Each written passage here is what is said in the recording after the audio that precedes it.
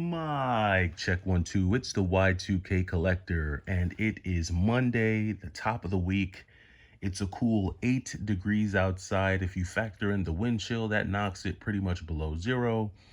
But the exciting part for me is that there are only 9 days left in January, which means I'm 9 days away from being able to start collecting again. And so, what I've been doing over these past few weeks is building up a trade war chest. And I've got a few items that I have here that are part of that war chest. I'll show them to you now.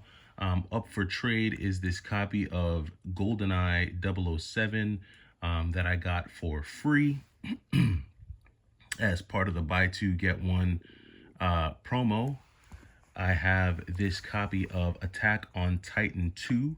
This is the Attack on Titan 2 that does not come with the additional DLC. So when it comes to the Attack on Titan games, obviously you have Attack on Titan, you have Attack on Titan 2, and then you have Attack on Titan 2 Final Battle. So I was able to get my hands on a copy of Final Battle. So this is going up for trade. Also have this clean copy of Rogue Galaxy. This is a part of the trade war chest.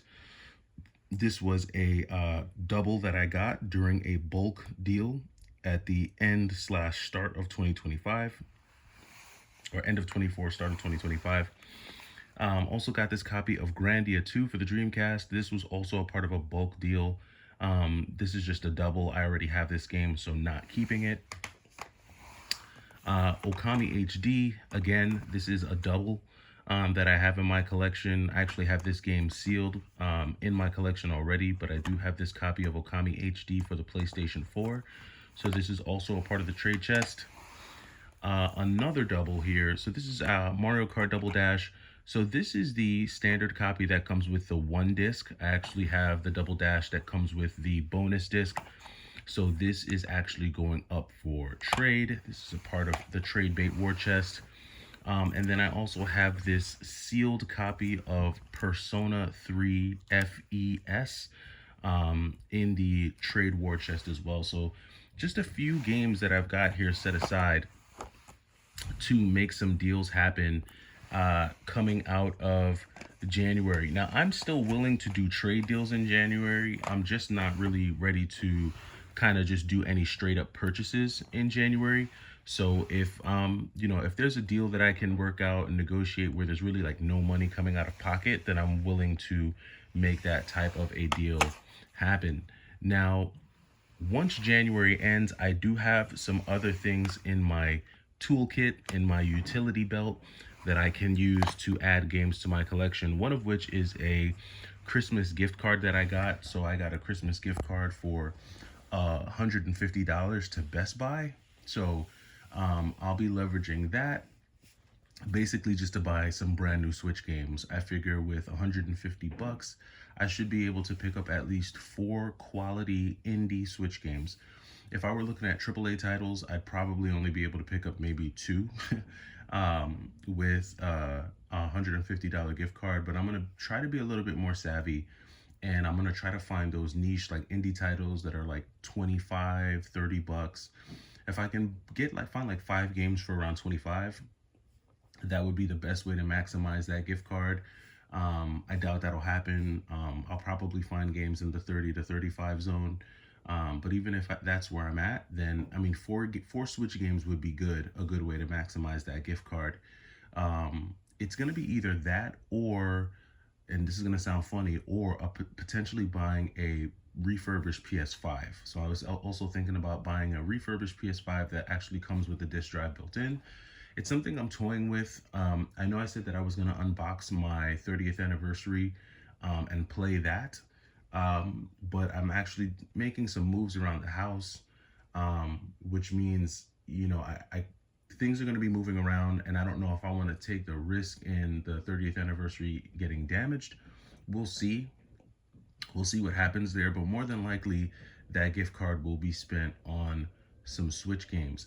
I also have a GameStop gift card as well, so I'll be using the GameStop gift card on just any other deals that I see. I find that GameStop really isn't the best place to buy brand new Switch games. It's really not. Like, in my opinion, GameStop isn't the best place to really buy any new games, just because, you know, you have the quote unquote GameStop new, where they open the game but then try to sell it to you like it's new. So unless I'm getting some type of deal, some type of discount, unless I'm using points towards the game, I try to avoid GameStop when it comes to buying new games. If it's brand new Switch games, I'm either going to go to Best Buy or Amazon, or if it's the type of game that I can just order straight from the company, meaning like if it's a strictly limited game or a limited run game or something like that, then I'll just try to buy it straight from them. I try to just avoid GameStop for anything new. It's just GameStop is weird. They'll sell you a game that's GameStop new, meaning it's already been opened, and then tell you you can't return it if you open it.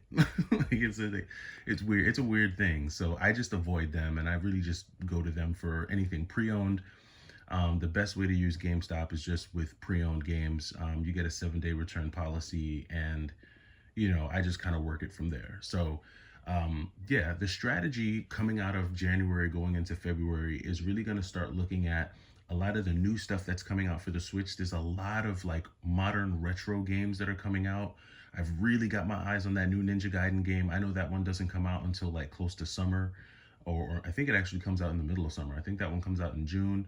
But there are some other side scroller games that I've got my eyes on, and I'll talk about them more as I actually start getting into collecting for the Switch. But the strategy is really going to kind of be the same. I don't plan on doing a ton of hunting per se in February, but what I probably will start to do is leverage Facebook Marketplace a little bit more. You know, I've talked about this on my channel a lot, about how a lot of people are starting to sell their collections off, which is a good thing for someone like me who's still, you know, an avid collector, someone who's still building his collection, who's still curating his collection. And so I'm really going to try to see if I can sniff out the sellers, those folks who are actually trying to just get rid of their collections, because, you know, there's a lot of people who are getting rid of good stuff. You know, you've got people who are getting rid of a lot of good stuff right now. They're not just selling their NBA Lives and their Maddens and stuff. They're selling like quality titles, and they're selling them for pennies on the dollar. Like I said, if I see someone going to GameStop willing to sell their copy, their complete in box copy of JoJo's Bizarre Adventure to GameStop, I'm sure I can offer them a better deal. It doesn't mean I'm going to be basket hanging at GameStop, meaning it doesn't mean I'm not going to hang in front of GameStop waiting for people to trade stuff in. I just don't have the time for that.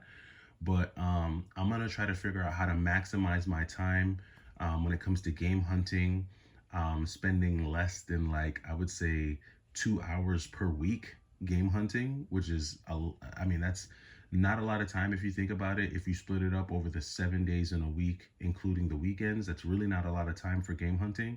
But if I can keep it down to just 2 hours and maximize the value, then that's really my strategy moving into February. So, you know, time value is important. You know, a lot of people look at how much money they spend. I also look at how much time I spend. And so the time value factor is going to be really important in the game hunting strategy moving forward. But let me know what your strategies are going to be for game hunting this year, and I'll catch you in the next video. It's the Y2K Collector. Take it easy.